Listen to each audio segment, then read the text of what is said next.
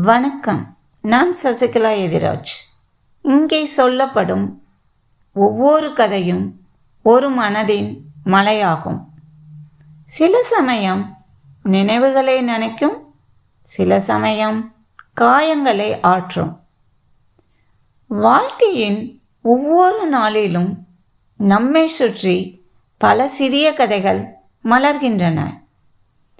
உணர்வுகளை சொல்லும், வார்த்தைகளாக மாற்றும் என் முயற்சிக்கு உங்களை அன்புடன் வரவேற்கிறேன். என் கதைகள் உங்கள் இதயத்துடன் பேசட்டும். நன்றி.